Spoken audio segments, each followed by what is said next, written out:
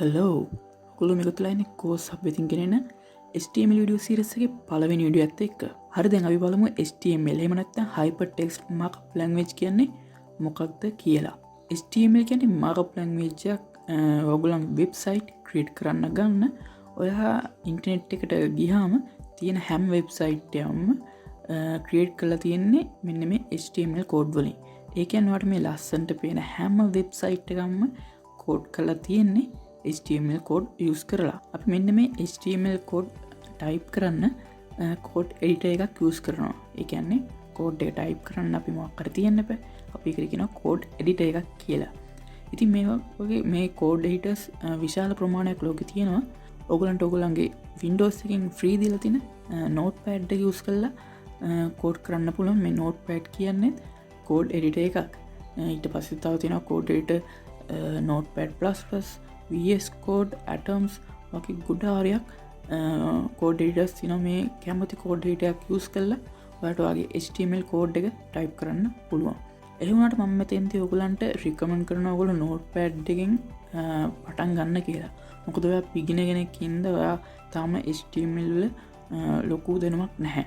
ඉතින් ඒ වුණාට ඔයාට notepad එකේදී කෝඩ් ටයිප් කරන්න ගත්තාම ඔයාට තනියම ඒක ඉගෙන ගන්න පුළුවන්. මොකද වෙන කෝඩ් එඩිටර් එකක් ගත්තොත් දැන් VS Code වගේ ඇඩ්වාන්ස් කෝඩ් එඩිටර් එකක් ගත්තොත් එහෙම ඒකෙදී අපි ටයිප් කරනකොට අපිට සජෙස්ට් කරනවා කෝඩ්. ඊට පස්සේ ඒවා කලර් කරලා වෙනව පෙන්නනවා. ඊට පස්සේ අපේ කෝඩ් එකේ බග් එකක් තියෙනවනේ ඒකත් අපිට පෙන්නනවා. ඉතින් මේ වගේ දේවල් තියෙන නිසා ඊට පස්සේ notepad එකේ මොකුත් නැහැ, කලර්ස් නැහැ, බග් ෆික්ස් කරන්න නැහැ. අපි අපේ කෝඩ් එක ටයිප් කරගෙන යන තමයි තියෙන්නේ. ඉතින් අපි වැරද්දක් තියෙනවා නම් අපි එකින් එක බලලා කොතනද වැරද්ද තියෙන්නේ කියලා හොයාගෙන වැරද්ද හදා ගන්න ඕනේ. ඉතින් එතකොට අපිට පොඩ්ඩක් අපේ ස්කිල් එක අප් වෙනවා. ඉතින් මම කියනවා ඔයගලන්ට මගේ වීඩියෝ පළවෙනි වීඩියෝ 2-3 වගේ යනකම් notepad එකකින් කෝඩ් කරන්න කියලා. ඊට පස්සේ ඔයගලන්ට පුළුවන් notepad++ එකට මාරු වෙන්න. ඒකේ කලර්ස් එහෙම තියෙනවා. ඊට පස්සේ ඔයගලන්ට පුළුවන් VS Code වගේ මොකක් හරි හොඳ කෝඩ් එඩිටර් එකකට යන්න. දැන් අපි මේ කෝඩ් එඩිටර් එකකින් කෝඩ් කරගත්තේ HTML කෝඩ් එක අපි සේව් කරන්නේ .html කියන එක්ස්ටෙන්ෂන් එක යටතේ. ඒ කියන්නේ අපි සේව් කියලා අපි සේව් කරන ડોකියුමන්ට් එක ડોකියුමන්ට් ටයිප් එක විදිහට දෙන්නේ .html කියන එක්ස්ටෙන්ෂන් එක. ඉතින් අපි මෙන්න මේ විදිහට සේව් කරගත්ත ડોකියුමන්ට් එක තියෙනවා. ඒ කියන්නේ අපි සේව් කරගත්ත HTML ෆයිල් එක තියෙනවානේ. ඉතින් අපි මෙන්න මේ HTML ෆයිල් එක ඕපන් කරන්න බ්‍රවුසර් එකක් අත්‍යවශ්‍ය කරනවා. ඒ කියන්නේ බ්‍රවුසර් එකක තමයි අපේ HTML කෝඩ් රන් කරන්නේ. ඒ කියන්නේ ඔයා හිතනවා දැන් වෙබ්සයිට් එකක් තියෙන කියලා. ඉතින් අපි මේ වෙබ්සයිට් එකට යන්න නම් අපිට බ්‍රවුසර් එකක් ඕනේ. අපි බ්‍රවුසර් එක තමයි වෙබ්සයිට් එක ඩිස්ප්ලේ කරන්නේ. අන්න ඒ දැන් HTML කෝඩ් එක ඩිස්ප්ලේ කරන්නේ බ්‍රවුසර් එකේ. මොකද අපි මේ හදන වෙබ්සයිට් එක යන්නේ. ලෝක වෙබ් බ්‍රවුසර්ස් ගොඩාරියක් තියෙනවා. ඔයගලන්ට කැමති එකක් තෝරගන්න පුළුවන්. Google Chrome, ඊට පස්සේ Microsoft Edge, Explorer, ඊට පස්සේ Firefox, Opera Mini වගේ ගොඩාරියක් වෙබ් බ්‍රවුසර්ස් ලෝකේ තියෙනවා. ඔයගලන්ට පුළුවන් කැමති වෙබ් බ්‍රවුසර් එකක් තෝරගන්න. මම ඔයගලන්ට රිකමන්ඩ් කරනවා Google Chrome එක, ඊට පස්සේ Edge එක පාවිච්චි කරන්න කියලා. ඒවැ ගොඩක් ඇඩ්වාන්ස් දේවල් තියෙනවා. ඉතින් ඕගලන්ට මෙන්න මේ වෙබ්සයිට් එකක් පිටිපස්සේ තියෙන කෝඩ් ටික බලා ගන්න පුළුවන්. මෙන්න මේ වගේ Chrome එකට හරි Edge එකට හරි ඇවිල්ලා වෙබ්සයිට් එකක් ඕපන් කරගෙන right click කරලා ඕගලන්ට තියෙනවා මෙතන view page source කියලා.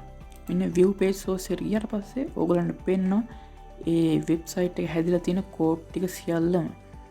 ඒක බලා ගන්න පුළුවන් මේ කොච්චර කෝඩ් ප්‍රමාණයක් තියෙනවද කියලා. මේ අපිට මේ ලස්සනට පේන වෙබ්සයිට් එක ඇතුලේ අපිට නොපෙනෙන පැත්තේ මේ කෝඩ් හැම එකක්ම මොකක් හරි කෝඩ් එඩිටර් එකෙන් අපි ටයිප් කරන දේවල්. මේක ඇතුලේ තියෙනවා HTML, ඊට පස්සේ CSS, ඊට පස්සේ JavaScript වගේ ගොඩාරියක් ಜಾති කෝඩ් එක්ක වෙච්ච එකක් තමයි මේ අපේ වෙබ්සයිට් එක ඇතුල් පැත්තේ තියෙන්නේ.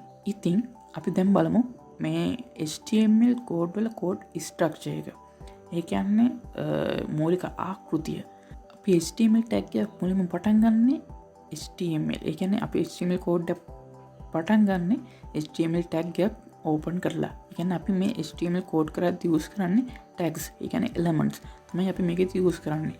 ඒ කියන්නේ හැම ක්‍රියාවකටම ඒකට අදාළ වුණ element tag එකක් තියෙනවා. දැන් අපි HTML කෝඩ් එක ටයිප් කරන්න පටන් ගන්නෙ HTML ටැග් එකක් ඕපන් කරගෙන.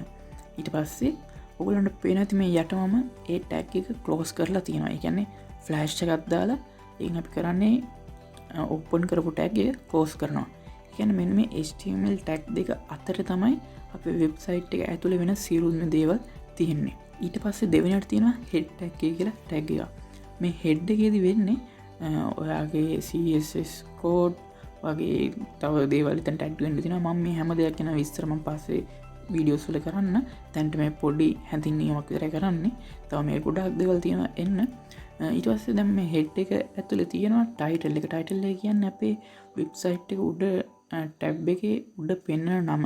ඒ කියන්නේ මම දැන් ඕපන් කරලා පෙන්නනොත් මෙන්න මේ උදාහරණේ දැන් මේ ඔයාලා මෙන්න මෙතන පෙන්වනවා ඇති මේක තමයි ටයිටල් එක. ඊට පස්සේ තියෙනවා බොඩි එක.